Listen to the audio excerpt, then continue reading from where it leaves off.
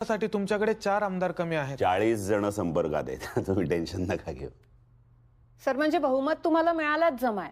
मग भावी मुख्यमंत्री म्हणून राज्यासाठी तुमच्या काय योजना आहेत? नाही, तशा योजना भरपूर आहेत. सगळ्यात आधी मी हा फोन घेणार आहे. एक मिनिट.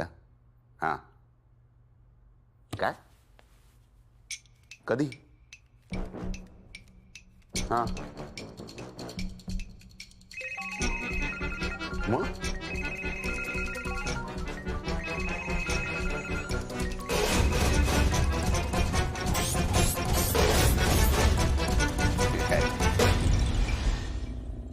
आजची अतिशय महत्वाची बातमी.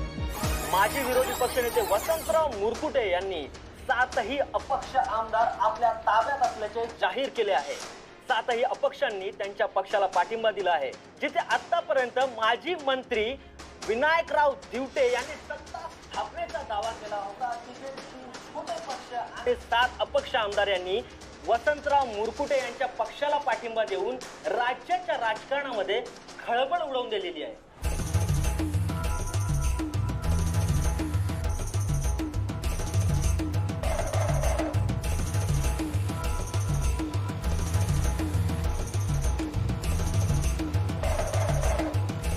सर, एवढ्या सगळ्या घडामोडी घडतायत तरी अजून तुम्ही गावीच आहात, मुंबईला नाही गेलात? रोज रोज मुंबईला जातात तेच आक्रमणे असतात.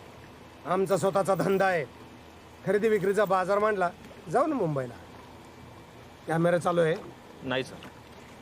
असला तरी मला काही फरक पडत नाही. कॅमेराला मी काही करत नाही, कळलं का? कॅमेरा बंद.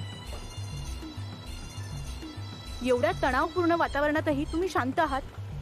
तिकडे राज्यपालांनी दिवटे साहेबांबरोबर शपथविधीची तयारी सुद्धा सुरू केली आहे. राज्यपाल फार प्रेमळ माणूस आहे.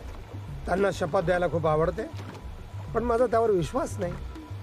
म्हणजे मला नाही कळलं. सांगतो. कॉलेजमध्ये ना माझी एक खास मैत्रीण होती. आम्ही एकांतात असलो आणि मी तिला हात लावला की ती म्हणायची, लग्नात असलो काही करायचो नाही, माझी शपथ येतो. अशा पोरींना मी शपथ आयटमच बनायचो. राज्यपालांचाच म्हणून आपला शक्तीवर विश्वास नाही, आपला सत्तेवर विश्वास. मग सत्ता आल्यावर तुम्ही आधी काय करणार? आराम करणार. विरोधी पक्षनेत्यासारखं बोंबलत हिंडायला लागू नये म्हणून तर सत्ता हवी असते. पिछली बार जब आमदार लोगों को छुपा के रखा था वो 5 स्टार होटल था. इस बार इनको इधर लाए. मैं दिन भर सोच रहा था इधर काम काय कुछ लाए होंगे.